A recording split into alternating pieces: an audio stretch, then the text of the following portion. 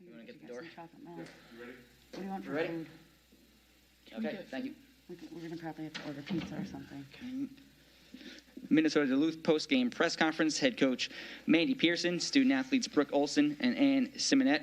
Everybody, congratulations on a fantastic game. Coach, we'll start with an opening statement before getting to questions.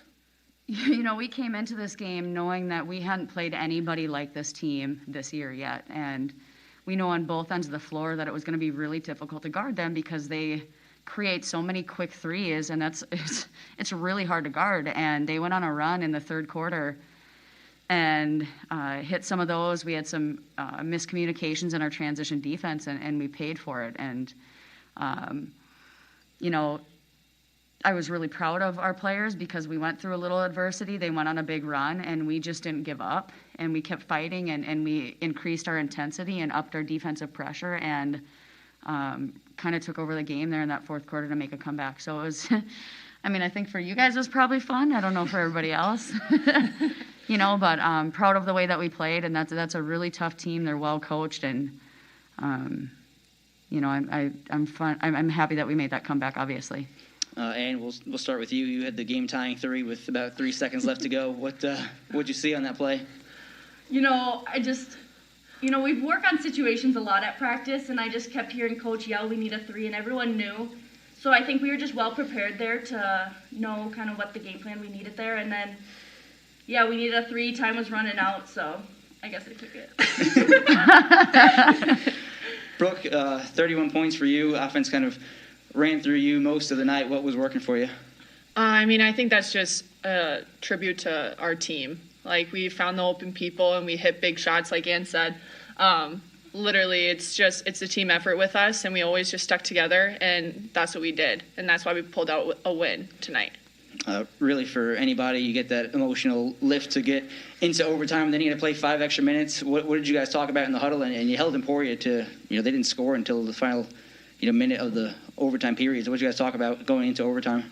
Honestly, just said we got to keep doing what we're doing, and I think I swore.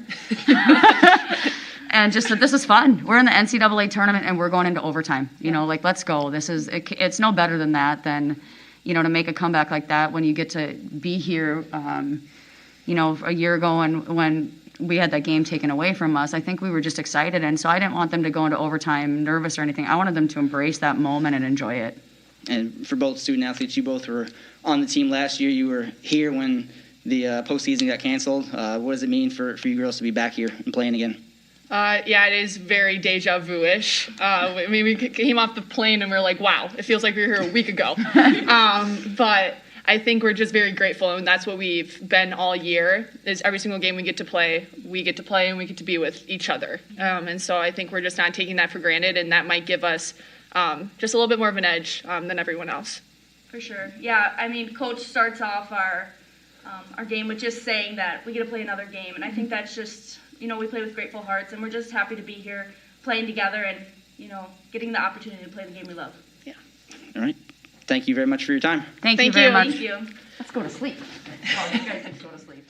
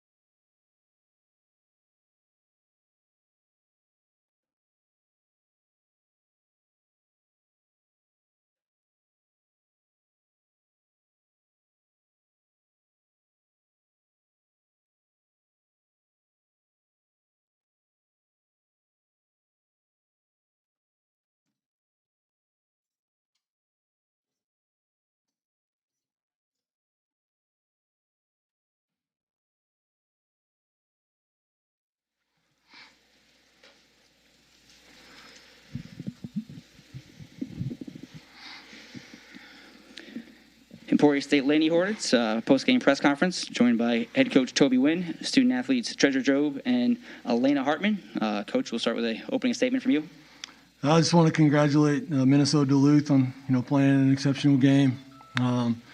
They continued and kept playing for the entire time, and you got to give credit to their players for staying with it and continuing on to make plays all the way through the end. About 4 minutes to go. Obviously, we had a 12-point lead at that time, and their kids just kept coming at us, and we didn't make the plays we needed to make there towards the end to be able to pull off the upset. I mean, these guys are the number 8 team in the country, number 3 seed in the regional for a reason. They got a good team. They're very well coached. Played a good game. Tough loss for our team and our program. I thought we did a lot of nice things throughout the game to be able to put ourselves in position to have a chance to pull off the upset and to win the game. We were kind of right there on the cusp of it, and then we just kind of let it slip out of our fingers, unfortunately. Tough loss for us. Tough environment in the locker room, for sure. But congratulations to them. For Treasure, you were here last year. Elena, I'm not sure if you were around. So, Treasure, you were here last year. What does it mean to you to be back here and get the chance to play in an NCAA tournament game? Well, I mean, this is actually my first game I played in an NCAA tournament. Last year it got canceled due to COVID, but I mean, it wasn't. I'm sure it wasn't how it normally is with the environment with the crowd, but I mean, it was a big time game. You two are some of the bright young stars in the MIAA. I'm sure Lady Hornet fans are going to be looking forward to seeing you back again next year. What does this game and your trip here to Warrensburg, to the regional, mean going forward for you guys? I mean, for me, I just want to be able to come here and just do my job and do whatever Coach asks and whatever that my team needs me to do to put us in a even better position next year. I definitely think it's a learning experience. I think next year, maybe we'll play with a chip on our shoulder and we'll go a little harder and put in extra work that we need to come back here and make sure that we make it past the first round. Coach Wynn, we weren't sure if we were going to have this season. Obviously, you were here last year for the tournament when it got canceled. What does it mean to you to have this team back here in a regional and then these two student athletes to the side of you that are going to be back next year? Yeah, we're just glad that we had the opportunity to play this season. We know a lot of people put a lot of time and effort in behind the scenes to be able to make that happen. So, we're very appreciative to all the administrators and trainers and everybody involved, health professionals, everybody involved that was able to make this thing happen and be able to pull it off. Central Missouri is doing an incredible job here as the host of this regional, and I assume they would have done the same thing a year ago as well. And they're trying to do everything they can to make sure this thing moves smoothly, and it has done that so far.